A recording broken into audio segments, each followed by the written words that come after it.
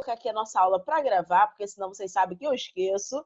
Então, peguem o livro 3 de vocês para nós darmos início aqui, de fato, à nossa aula. Deixa eu só mexer um pouquinho aqui na câmera.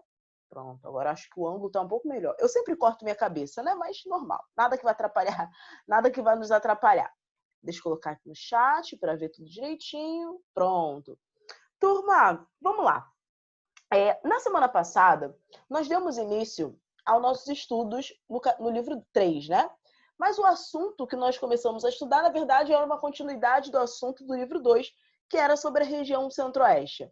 Só que nesse capítulo, né, nesse primeiro capítulo do livro 3, nós começamos, capítulo 11, né? Nós começamos a falar um pouquinho das características naturais da região centro-oeste. Não sei se vocês lembram, eu até trouxe na semana passada uma reportagem que falava sobre as queimadas que estão acontecendo, no centro-oeste, especificamente ali na região do Pantanal, né? Mas está sendo noticiado também as queimadas na Amazônia, enfim.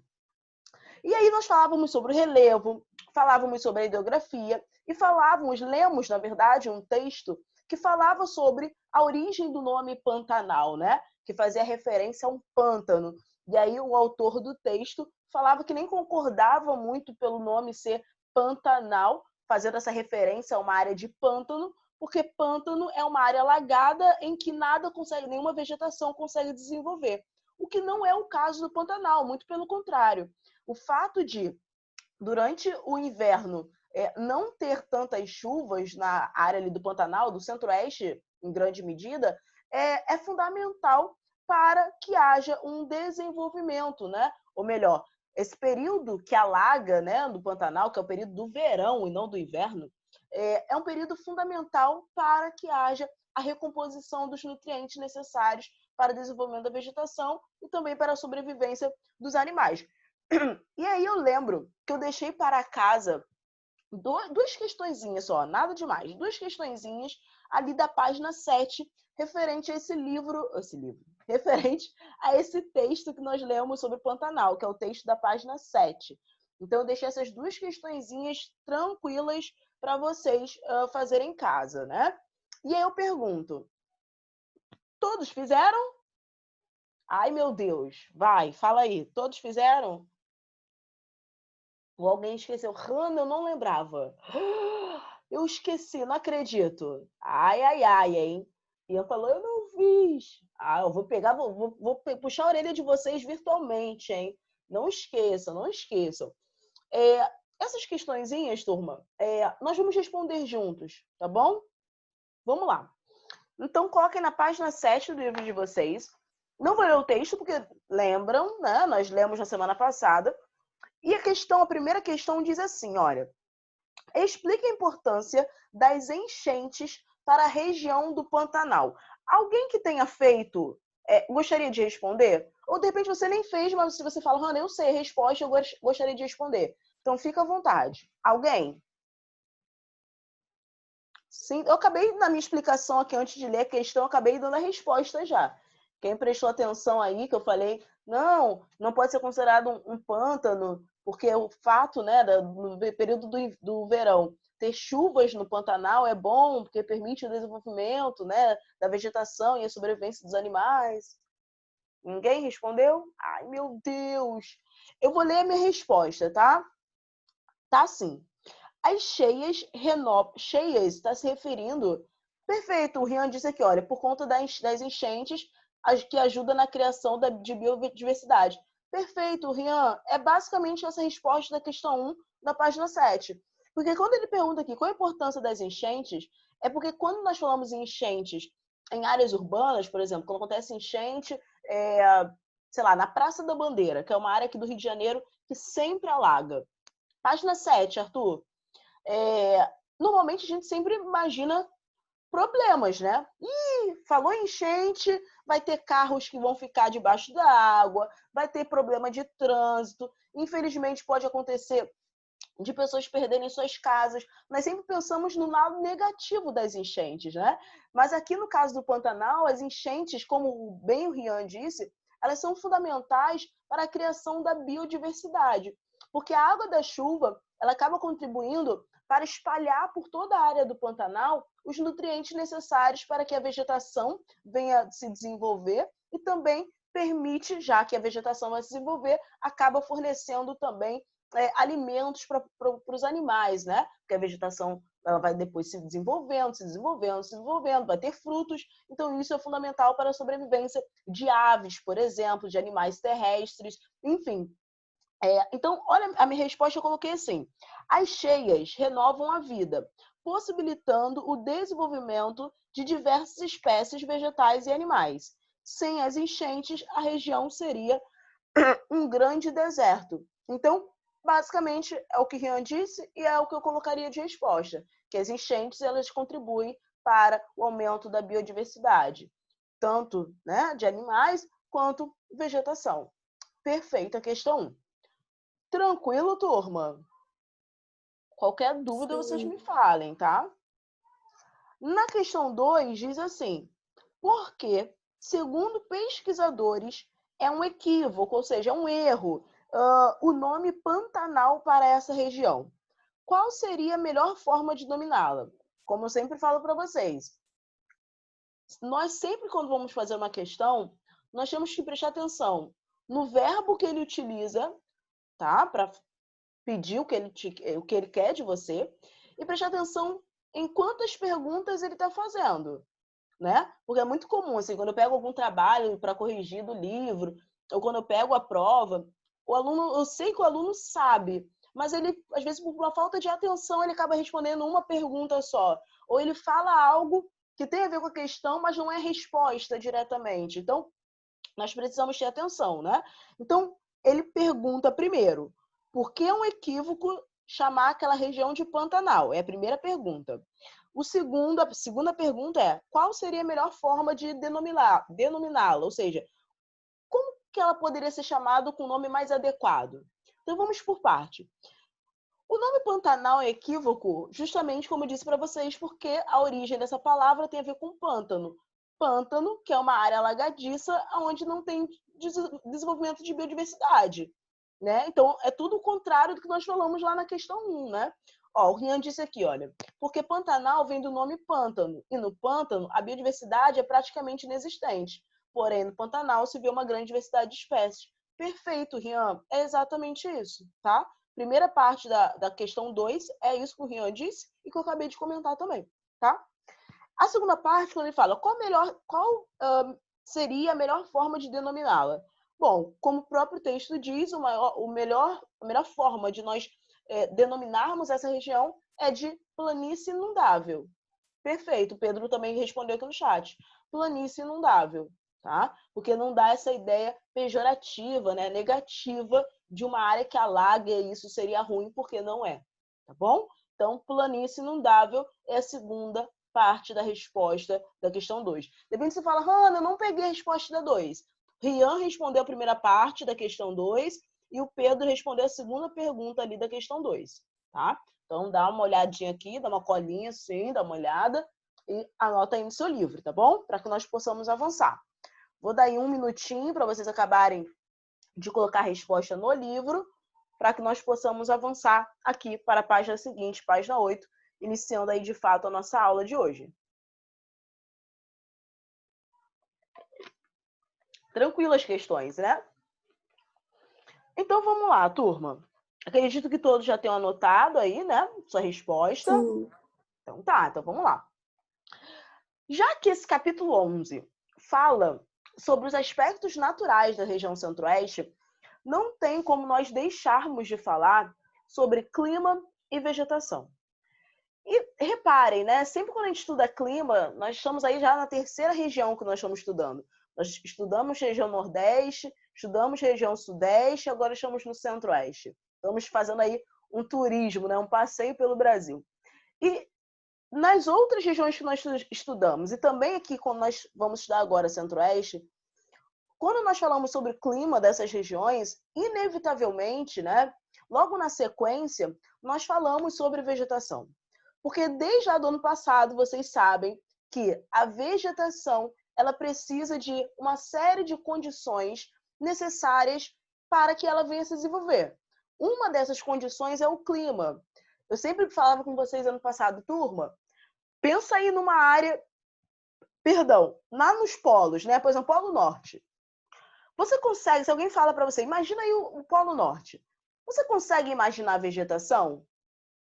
Não. Não, porque é uma área gelada, é uma área de elevada latitude. Lembra que nós estudamos também ano passado? Quanto maior a latitude, menor a Menor a temperatura. temperatura. Exatamente. Então, assim, a vegetação ela não consegue se desenvolver em climas extremos. Não só no frio extremo, não. No calor extremo também é difícil, como é o caso das áreas desérticas, né? Então, por exemplo, o deserto do Saara, que fica bem ali na direção, bem no sentido ali da linha do Equador, no continente africano. Então, assim, climas extremos dificultam o desenvolvimento da vegetação. Então, o ideal é que você tenha um clima mais ameno, um clima mais equilibrado, um equilíbrio de chuvas não tão excessivas e nem tão escassas, um equilíbrio de temperatura nem tão elevada, nem tão baixa. Então, o caminho ideal para que a vegetação consiga desenvolver é uma temperatura equilibrada. E isso nós encontramos no Centro-Oeste. Grande parte do Centro-Oeste, ao predomínio, né, em grande parte do Centro-Oeste, ao predomínio do clima chamado tropical típico. E é sobre ele que nós vamos começar a ler aqui na página 8, tá? Então eu peço que vocês venham acompanhar aí comigo.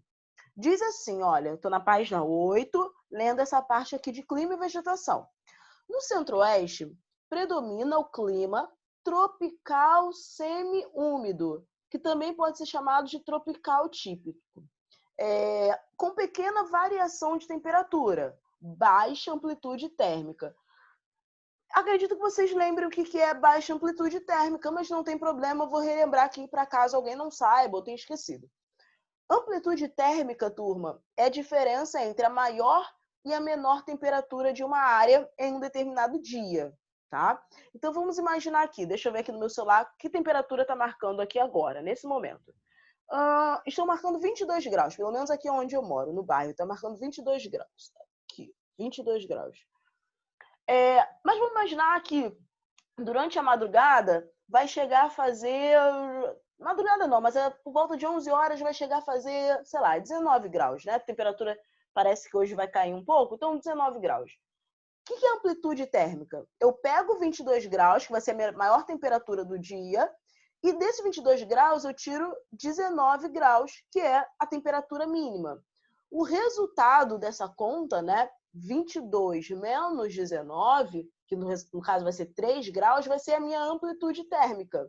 Então, a amplitude térmica é a diferença entre a maior e a menor temperatura de um determinado local em um dia específico, no caso hoje, por exemplo. Tá bem? E aí ele fala aqui, olha, que não há uma grande variação de temperatura, por isso há uma baixa amplitude térmica. Como assim, Hanna? É o seguinte, se a diferença entre a maior e a menor temperatura não é muito grande, nós vamos ter uma baixa amplitude térmica. Por exemplo, de 19 graus, que é a menor temperatura aqui que eu dei de exemplo, né? Até 22, a diferença é só 3 grauzinhos, é pouquíssimo a diferença. Então, é um exemplo de baixa amplitude térmica, tá bom? Então, isso acontece no Centro-Oeste. Então, continuando, ele diz assim, olha, ao longo do ano, em médias superiores a 22 graus. Essa região apresenta duas estações bem definidas, marcadas, já tinha dito isso para vocês lá atrás, na aula passada, por um verão chuvoso e um inverno seco, tá? Eu até lembro que a Maria falou, Hanna, mas e na primavera e no outono? Aí eu até falei, Maria, a primavera acontece basicamente o que acontece no verão. É muito quente e muitas chuvas. E no outono? No outono acontece de forma parecida como acontece no inverno, onde nós temos o frio, né? Mas nós temos a seca, tá? Então, há essa similaridade que eu já havia comentado com vocês. Então, marcadas por um verão chuvoso e um inverno seco. Nas partes mais elevadas do Planalto Central e no extremo sul da região, as temperaturas são mais amenas, em consequência da altitude, no primeiro caso, e da latitude no segundo. Olha o que ele diz. Tem esse equilíbrio, né, das estações, né, uma estação chuvosa, uma estação seca, mas ele fala que há uma variação de temperatura nas áreas do Planalto Central e nas áreas de montanhas, né, nas áreas mais elevadas. Por quê? Isso também nós estudamos ano passado, naquela parte onde nós falávamos sobre os fatores climáticos, né? Quem são os fatores climáticos? Só para lembrar, são aqueles aspectos que contribuem para a formação do clima, né? Então, para um clima ter origem, né, para um clima surgir em uma determinada região, ele precisa desse arranjo, dessas características, desses aspectos chamados de fatores climáticos. Então, tem vários fatores climáticos, né? A altitude, a maritimidade, a continentalidade, a latitude, o relevo, enfim, uma série de elementos que contribuem para o surgimento e a diferenciação dos climas. E aí, quando ele fala aqui, olha, que nas partes mais elevadas do Planalto Central há uma queda da temperatura por conta da baixa, ou melhor, por conta da elevada altitude, é por conta daquilo que eu falei há pouco, né? Quanto maior a altitude, tinha falado da latitude, mas agora falando da altitude, quanto maior a altitude de um relevo, menor será a temperatura. Vou te dar um exemplo prático. Se você já viajou para a região serrana do Rio, Petrópolis, Teresópolis, Nova Friburgo, você provavelmente reparou que às vezes você sai daqui do Rio de Janeiro e tá, né, fresquinho. Quando você chega nesses locais, está um frio danado. Por que isso acontece? Área de montanha, área de elevada altitude. Quanto maior a altitude, menor será a temperatura, tá bom? E por outro lado, ele fala que, olha, nas áreas do extremo sul da região centro-oeste, a tendência é que a temperatura também vá caindo, porque tem a ver com a latitude, como eu falei há pouco, né? Quanto maior a latitude, menor a temperatura. Hanna, não lembro o que é latitude. Latitude é a distância de qualquer ponto em relação à linha do Equador. Em outras palavras, quanto mais você se afasta do meio do planeta, porque o nosso planeta ele é cortado por uma linha imaginária, como se fosse duas metades da laranja. Então, corta o nosso planeta. Corta o nosso Oi? A linha do Equador. Isso, é a linha do Equador, que corta o nosso planeta bem no meio. Então, conforme você se afasta da linha do Equador, seja para o norte ou para o sul, você tem queda da temperatura, tá bom? É isso que ele está querendo dizer. Ele continua dizendo o seguinte: as chuvas são frequentes no período do verão, quando ocorre cerca de 70% da precipitação anual. Durante o inverno, no entanto, a seca predomina, causando em algumas regiões queimadas naturais que atingem a vegetação ressecada, devido à intensa insolação e à escassez de chuvas. Olha aí o que a gente falou ano passado, na aula passada, né, que eu trouxe a reportagem para vocês. Ocorre também na região a presença dos climas subtropical e tropical de altitude na porção meridional do Mato Grosso do Sul e do clima equatorial na porção setentrional do Mato Grosso. Então, turma, se vocês observarem no mapa aqui da página 9, onde tem esse segundo mapa que diz assim, olha, região centro-oeste, climas, vocês vão perceber que grande parte do mapa está com a corzinha laranja, que indica, como ele diz aqui na legenda, esse clima tropical semiúmido que nós acabamos de falar, ou tropical típico. Mas nós temos alguns outros climas, que ele identifica aqui com essa corzinha verde claro, que é o clima equatorial. Nós temos um clima aqui que está com a corzinha lilás, que é o clima tropical de altitude. E nós temos ainda esse clima aqui indicado com a cor rosinha, bem uma área bem pequenininha do Mato Grosso do Sul, que é o clima subtropical, tá? E aí, falando, né, dessa relação clima-vegetação, se nós temos o predomínio desse clima semi-úmido, né, que é um clima bem equilibrado, a consequência é que nós vamos ter um grande desenvolvimento da vegetação. E é isso que acontece no Centro-Oeste. Então, além do Pantanal, nós temos outras vegetações. Nós temos, como está no mapa aqui da página 9 também, só que no mapa ao lado, onde diz assim, região Centro-Oeste, vegetação original. Nós temos a identificação aí de uma vegetação chamada de campos, nós temos o cerrado, nós temos a floresta amazônica, nós temos a Mata Atlântica e o Pantanal, que nós já lemos. Turma, só para nós adiantarmos aqui o nosso conteúdo, eu vou pedir para que depois vocês leiam essa parte que fala sobre as características dessa vegetação. mas eu vou ler a parte que fala sobre um tipo dessas vegetações, que é sobre o cerrado, que está aqui na página 10 do livro de vocês. E aí, sobre os outros tipos de vegetação encontrada na região centro-oeste, vocês leiam, por favor, e marquem, tá? O que vocês acharem mais importante, que aí na semana que vem eu comento e pergunto para vocês o que vocês marcaram aí de como se fosse mais importante dessa parte aqui de vegetação. Então, na página 10, vamos começar a ler ali do início, né? Onde diz assim: apesar da diversidade de formações vegetais, o que mais caracteriza o Centro-Oeste é o cerrado, tá? Por isso que eu queria ler ele com vocês, porque apesar de nós termos uma grande variedade de vegetações no Centro-Oeste, o Pantanal é muito importante, mas o cerrado também, porque grande parte do Centro-Oeste é formado pelo cerrado. Nós encontramos essa vegetação conhecida como cerrado. É só você olhar no mapa ali da página 9. Grande parte da região Centro-Oeste está com essa cor amarela que indica a presença do cerrado. Então, olha o que ele diz.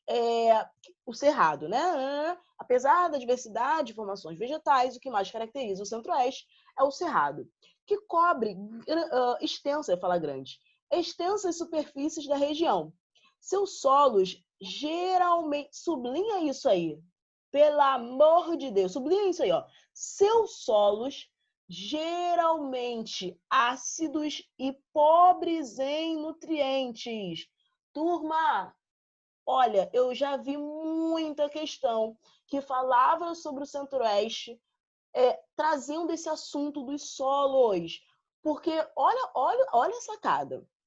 O Centro-Oeste, como está dito aqui, nessa parte aqui do Cerrado, tem solos ácidos e pobres em nutrientes. Então, o que você vai pensar? Caraca, um solo ele é ácido e pobre em nutrientes. Então, a vegetação não vai conseguir se desenvolver ali. Porque ácido, turma, não sei se você já chupou alguma bala ácida. É muito ruim, né? Você chupa ali fazendo caretas, né? Fica... Porque, assim como nos incomoda, né? Claro que estou fazendo uma comparação assim, só para vocês atentarem para isso, mas assim como nos causa estranheza, para a vegetação também causa estranheza. A vegetação ela não consegue se desenvolver em áreas de solos ácidos e nem pobres em nutrientes, ou seja, que não tenha, muito entre aspas aí, tá? Alimento para que essa vegetação consiga desenvolver. Tudo bem? Então, isso dificultaria naturalmente o desenvolvimento da vegetação. Mas, pasmem, isso não acontece no Centro-Oeste. Sabe por quê? Porque no Centro-Oeste houve a implementação de tecnologias da Revolução Verde. Nós já falamos em outros momentos sobre Revolução Verde. A Revolução Verde, que foi aquela modificação, aquela modernização da produção agrícola, ela atingiu em cheio a região Centro-Oeste. A região Centro-Oeste é uma das principais áreas do Brasil de plantio de soja, que é um dos nossos principais produtos que são exportados. Então, naturalmente, o Centro-Oeste, né, o Cerrado especificamente, apresentava condições naturais não favoráveis ao desenvolvimento da vegetação, mas devido à Revolução Verde, essa entrada de tecnologias para a correção do solo, isso veio permitir um bom desenvolvimento da vegetação naquela área. Loucura, né? Uma das técnicas utilizadas, turma, é uma técnica chamada de calagem. Calagem. Eu vou escrever aqui no chat para depois vocês verem vídeos no YouTube. Tem muitos vídeos mostrando agricultores. Escrever aí no chat, tá?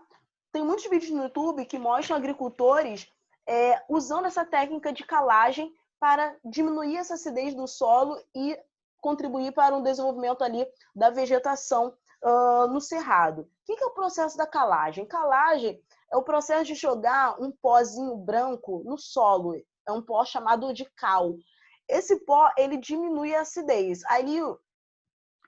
Eu lembro de ter visto um vídeo há pouco tempo atrás de um agricultor falando ali qual era a quantidade desse produto por metro quadrado. Então, assim, há uma série de pesquisas, né, desenvolvidas pela própria Revolução Verde que contribuíram para que se percebesse que, ao jogar esse produto no solo, esse solo se tornaria bom para o desenvolvimento da vegetação. Então, isso é muito importante quando ele fala aqui que os solos do centro-oeste, né, principalmente do Cerrado, geralmente são ácidos e pobres em nutrientes.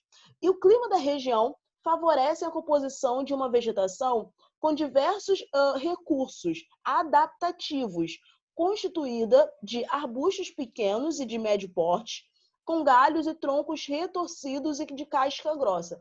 Turma, ele falou aqui agora sobre algumas adaptações que a vegetação do Cerrado faz para se adaptar. Por quê? Lembra que eu falei que o inverno é chuvoso, mas o inverno é seco? Se o inverno é seco, da onde que a vegetação vai tirar água para se desenvolver no período do inverno e também do outono? Ela não vai ficar aí 6 meses sem água.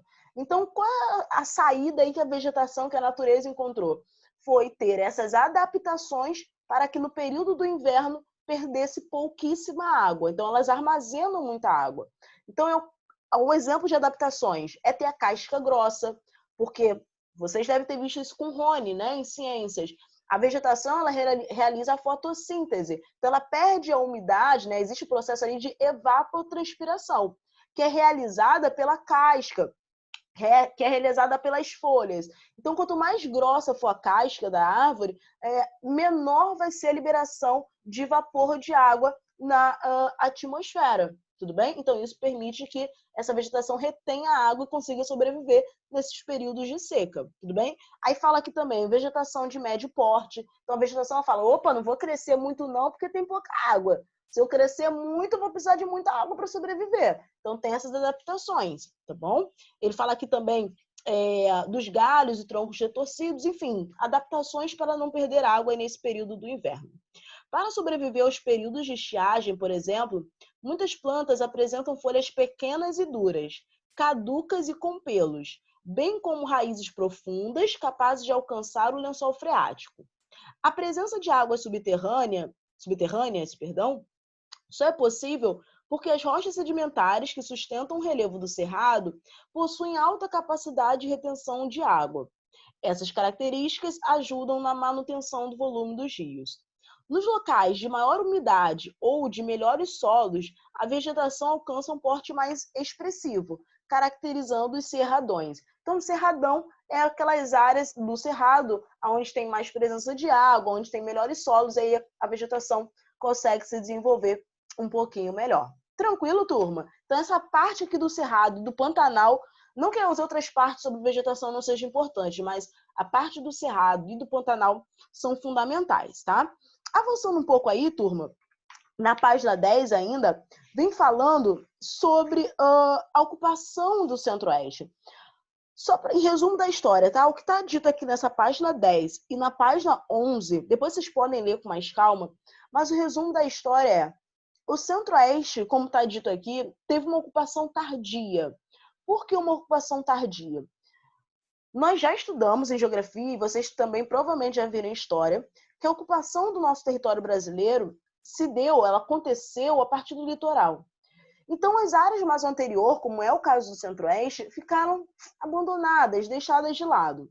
O Centro-Oeste ele começou a ter um crescimento populacional, um desenvolvimento, quando se observou que poderia-se, por exemplo, corrigir os solos do cerrado e utilizar aquela área para o desenvolvimento agrícola, para o plantio de soja.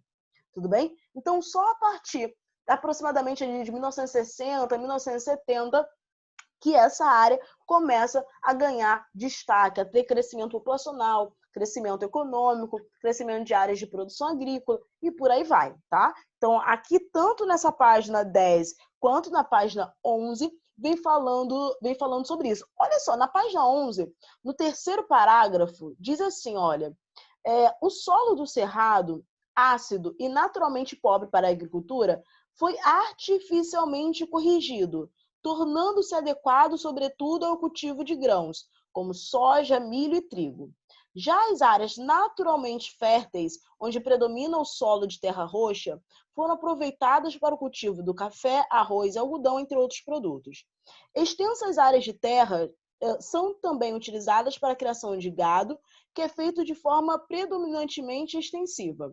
Em razão dessas características, a população da região Centro-Oeste, né, concentra-se maciçamente nas áreas urbanas, que se tornam centros comerciais importantes de produtos agropecuários. Então, a região centro-oeste, o grande desenvolvimento dela tem muito a ver com a produção agropecuária, ou seja, tanto a criação de gado, né, de animais, quanto também o cultivo agrícola. Então, grande parte da população reside nas áreas urbanas, porque nas áreas urbanas onde são comercializados produtos ali utilizados na área agrícola. Porque na área agrícola não se concentra tantas pessoas assim, porque há predomínio dos latifúndios. Então, tem grandes extensões de terras que pertencem a poucas pessoas. Tudo bem? Então, nessa página 10, na página 11, vem falando um pouco desse desenvolvimento do Cerrado, né? Ou melhor, do Centro-Oeste. Avançando um pouco aí, turma, só para nós finalizarmos, na página 12, começa a falar sobre os impactos ambientais do Centro-Oeste, que atingem o Centro-Oeste. Só para vocês saberem, turma, o Centro-Oeste, o Cerrado especificamente, é considerado um hotspot. Rona, o que é hotspot? Está dito aí na página 12. Tem explicação aqui nesse quadrinho azul. Diz aqui, olha, hotspot é um termo que designa bioma com alto grau de diversidade de espécies do planeta e que estejam seriamente ameaçadas, tendo perdido 70% ou mais da sua vegetação original. Resumo da história. Hotspot é uma área de grande biodiversidade, como o Rian tinha dito ali na nossa resposta, da página 7, mas que apresenta um grande risco por conta de ter sido sofrido com um processo, por exemplo, de desmatamento. Que é quando ele fala aqui que é uma área ameaçada, que já teve 70% ou mais dessa sua vegetação retirada, né? Que é o caso do Cerrado. O Cerrado é um dos hotspots brasileiros. E é uma grande preocupação, porque uma área com tanta biodiversidade ser gravemente atingida por problemas de queimadas, problemas de desmatamento, problemas de compactação do solo, é algo muito preocupante. Tudo bem? Então, aqui nessa página 12 e na página 13, são apresentados alguns dados sobre a exploração do Cerrado especificamente, né? Então, vem falando aqui da diversidade também de animais encontrados, enfim, vem mostrando aqui um gráfico, né? Um infográfico, que mostra algumas dessas características e esses dados sobre essa degradação do Cerrado, né? Falar do Centro-Oeste, do Cerrado especificamente.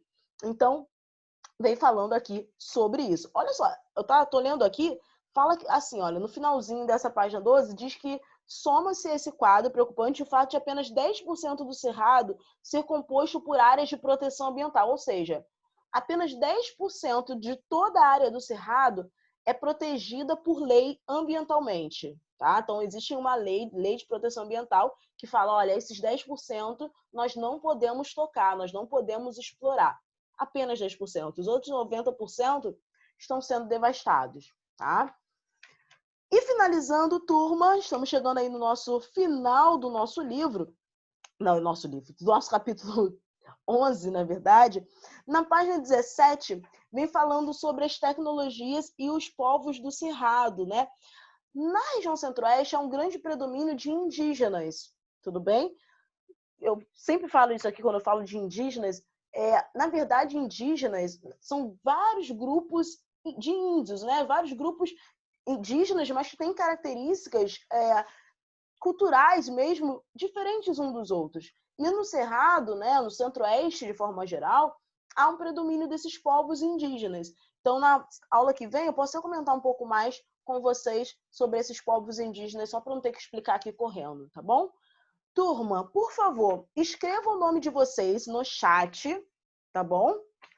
Para que eu possa dar presença em off, enquanto eu falo qual vai ser o exercício, os exercícios para casa, né? Então, para casa, não esqueça, anota aí, exercícios da página 18, 19, 20 e 21. Então, os exercícios da página 18 ao 21 para casa, tá bom? Exercícios da página 18 à página 21 para casa. Hannah, mas tem exercício aqui no meio do livro que você não fez. relaxem, que eu vou fazer com vocês provavelmente na próxima aula. Se não der tempo, eu faço na semana de revisão, não tem problema, tá bom?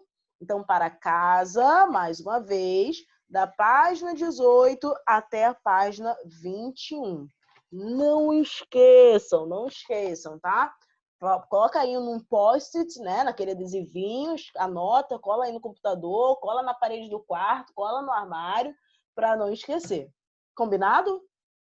Esperar aí todo mundo terminar de dar a presença, para que eu possa dar um tchau.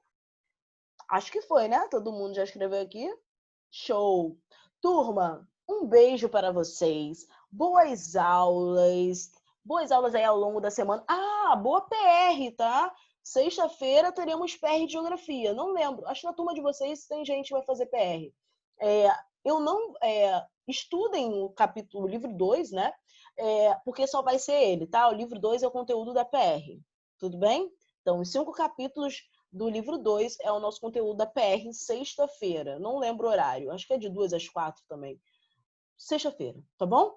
Um beijo para vocês, boas aulas, e nós nos vemos na semana que vem, corrigindo esses exercícios da página 18 a 22 e dando continuidade aí aos nossos estudos, tá bom? Beijos, meus amores. Tchau, Léo. Tchau, Arthur. Tchau, Rodrigo. Tchau, Gabriel. Tchau, Pedros. Porque tem 2. Tchau, Duda. Tchau, Emanuel. Julinha. Maria. Tchau, turma. Até.